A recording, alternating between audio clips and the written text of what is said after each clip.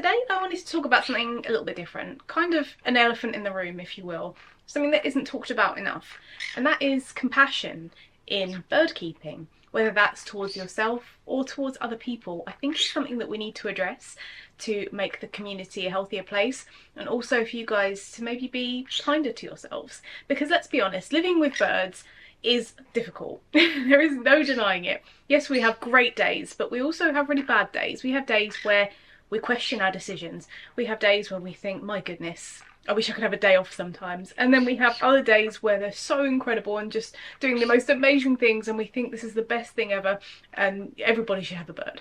So let's talk a bit about being compassionate to others first, and then we'll talk about being compassionate to you. The internet can be an incredible place for resources, for learning, for connecting with other parrot owners, and for just doing lots of research and finding out more about these incredible little birds. But the internet can also be a horrendous place to be on, especially if you have any kind of pet, because everybody's got an opinion. There are 100 different opinions. Something I think a lot of people forget, don't they, Pickles, is nobody starts off knowing everything.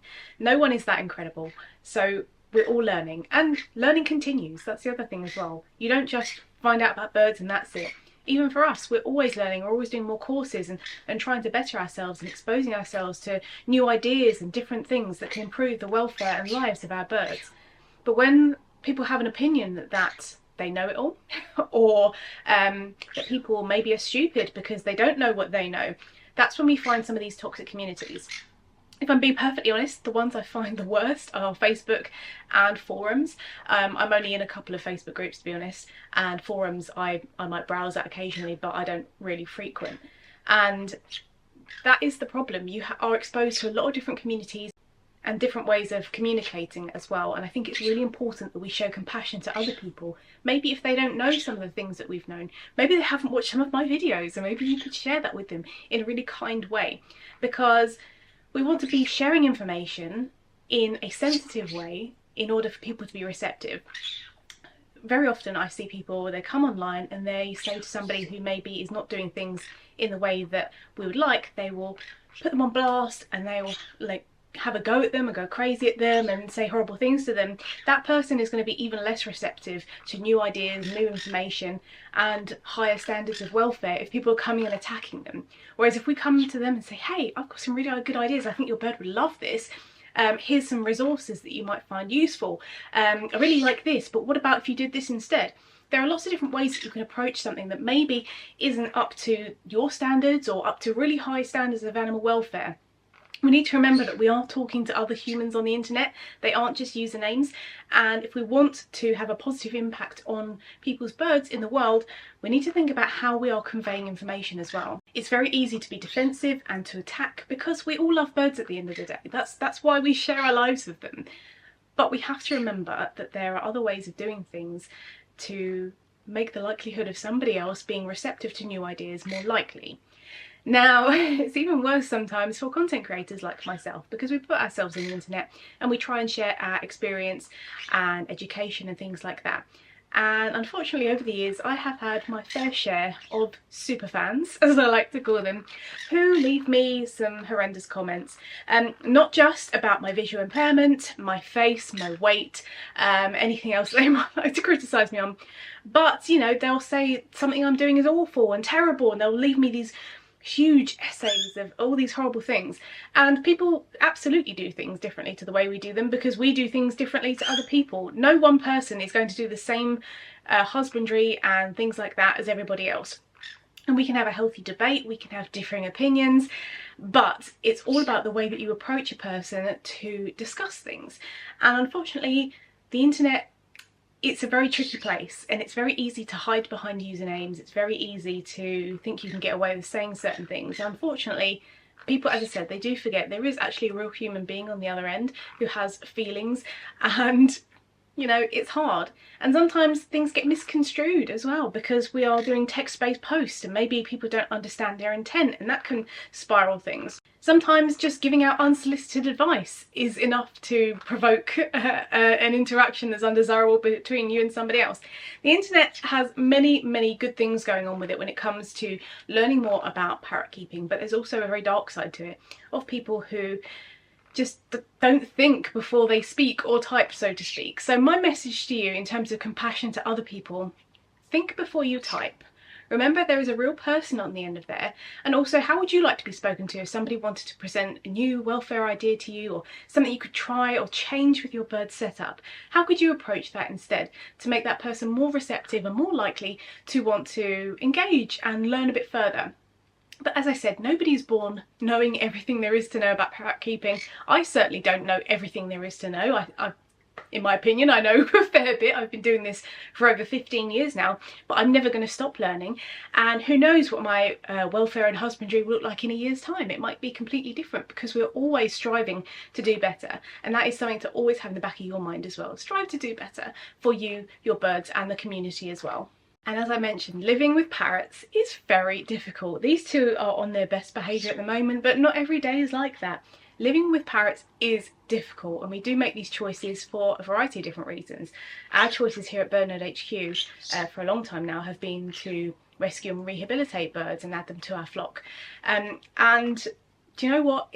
It's hard. You know, we've got 9. Whether you've got 1, 9, 25, there's a lot going on. There's sensory overload. These guys are loud. They are so demanding. They need so many things. And sometimes, if we're having an off day, it's really hard to spread ourselves through all the things we need to do. There are no days off unless you have like a great bird sitter or a bird boarding facility. Every day you've got to provide for these little creatures, as well as yourself and everything else of the responsibilities that you have in your life. It can be really hard sometimes. You have to spread yourself really thin to try and meet everybody's needs, and there will be days where you'll question your decisions, because it is super difficult. Also, if you are an extreme worrier like I am, you will be constantly worrying about your birds, and they'll look at you funny and you think, oh, this is the end of the world. Or you'll just second guess, is this actually safe for my bird? Is this okay? Or you leave the house, and again, if you're like me, you have separation anxiety from the birds rather than the other way around. They don't care if I'm out, but I'm like, I need to get home to the babies. There are also more life restrictions. We can't just get up and go. We can't just, you know, decide to go on a spontaneous holiday or day trip out. We need to make sure that these guys are fed and watered, they've got plenty of enrichment, that they're safe in their spaces. We can't just do what we want. I mean, not everybody can do that anyway, clearly, because we have different restrictions in life anyway, like work and children and school and university and things. But there are significantly more life restrictions when you live with an exotic pet like a parrot, because they are demanding, and that not everybody has the experience to actually look after them if you do need to have a break for any reason. And from all these things, you may end up feeling bad yourself. You might feel guilty because maybe you feel like you're not doing enough for your birds. Maybe you are providing an incredible life, but it's not enough. How can I do more? I feel like I need to do more. And maybe there are other restrictions that are stopping you from doing more. Maybe you feel frustrated, like, oh, I just wish that I could just go and do what I wanted, but I made a commitment to these guys. Everybody's going to have off days where we question things and where we feel like, oh, you know, kind of wish I could do that instead today. But ultimately, we are in this for the long run, and we realise and recognise that we will have tough days, but ultimately we love these little critters and we do want to do our very best for them. You may also feel overwhelmed, as I mentioned, because they're messy, they're noisy, they're expensive. There's lots of things that go into keeping these little birds. Whether you have 1, 9 or 25, like I mentioned, it doesn't matter. There is so much to do in order to look after them. Just keeping on top of the chop and things like that, and the toys and the enrichment every single day. It's a lot of work. So my message to you from this video is to be kind to yourself, because you're doing your best. I have no doubt that you are trying your very best given your situation, and there is no shame or guilt in having days where you think, oh, it is really hard living with these birds today. And I have full faith that another day you'll think, I am so glad that I share my lives with these little birds. It's an incredible gift to be able to give these little critters an incredible life, and I think that you are doing a fantastic job. What I would say is have at the back of your mind to always strive to improve, because if we settle and we think we've done enough, yes, we can get lax in whether we decide to pursue new welfare ideas. Have at the back of your mind that yes, you can do more, because everybody can do more. You can have at the back of your mind that I don't know everything, and actually that's okay as long as I keep striving to learn. And you can also say I'm doing my very best, and that is enough for now. But I do have a couple of quick tips, maybe to inspire you to make life a little bit easier to live with these birds. The first thing is to utilise time wisely, whether that's when the birds have gone to bed or if you do have a spare half an hour on your day off or another point during the week. Maybe spend half an hour just bulk making enrichment. So we have mini forages that we make, which I'm going to do a separate video on, where we make paper straw forages with like seeds tucked in and the ends folded over. We will stuff nuts into vine balls. We'll put things into finger traps. We will make little paper espresso cups with some of their seed in there and some crinkle paper and stuff. We could do all these little mini foraging experiences. And if we set aside half an hour just to bulk make all of these things, that might make enough for the week. And then you don't have to stress every single day thinking, oh, well, what do I give to my bird? I haven't got time to make something right now, I'm stressing out. If you set aside a little bit of time, maybe that will make your life easier throughout the week because you already have lots of different things made up for your bird to enjoy. Similarly, when you're making chop, many people will bulk make it and then freeze it. Unfortunately, my fussy little birds here need only the finest, freshest chop that's prepared once a week, and that's what they prefer to eat. We do freeze a little bit of our chop that's left over, but they don't really like it so much, they like it fresh. But if your bird isn't quite as dramatic as mine, then you could bulk make your chop, or at least bulk make some of it, so maybe you can do a month's worth, pop it in the freezer, and then that does make the morning meal prep a lot easier for you, and you're not having to worry about every week having to prep all of these different vegetables for your bird. If you're worrying about what to put in your chop this week and you're feeling uninspired, we do have loads of chop recipes on our website. I'll leave a link down in the description if you're looking for some different things to add in. But you can also download on our store our free training session planner. So sometimes training is one of the first things, if we're having a really tough time and really stressed out, it's one of the first things that kind of falls to the wayside because maybe we just don't feel like we can fit it into our busy routines. Maybe there's just so much going on in life and we feel like it's really hard to fit it all in. However, Pickles, who is snuffling and dancing away, would like to remind you that training doesn't have to be long. It doesn't have to be this big grand affair.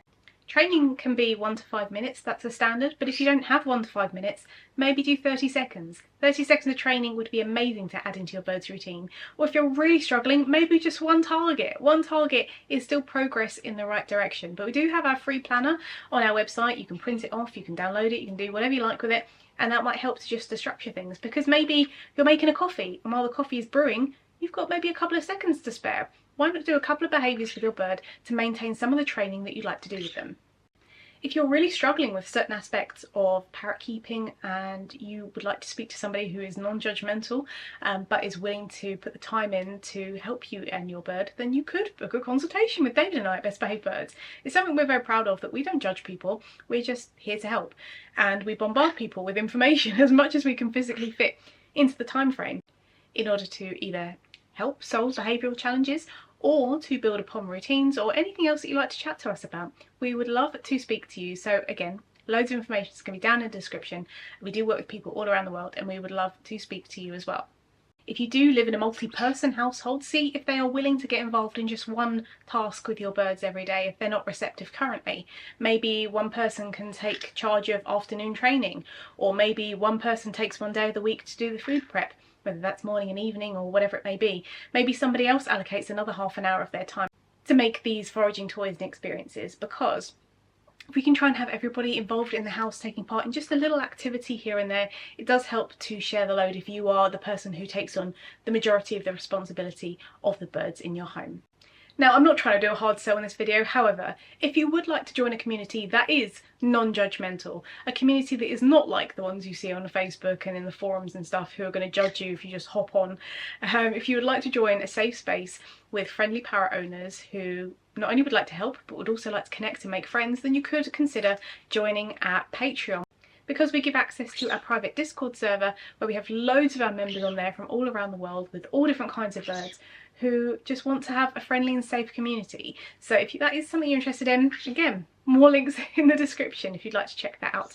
It's a space that we really love. It's kind of like a mixture between live chat and forums. David and I are on there, plus all of our members, and it's just a really nice safe space where you can ask questions without being judged, get loads of information and make friends, which is, you know, all part of the fun. It's all about being compassionate to ourselves and each other.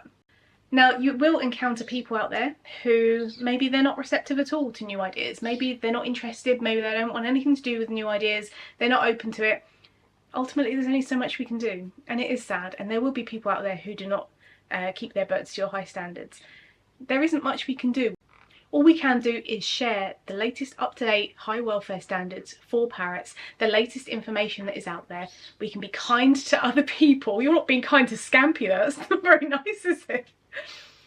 We need to be thinking about how other people may feel if we were approaching them with the way that we're talking to them.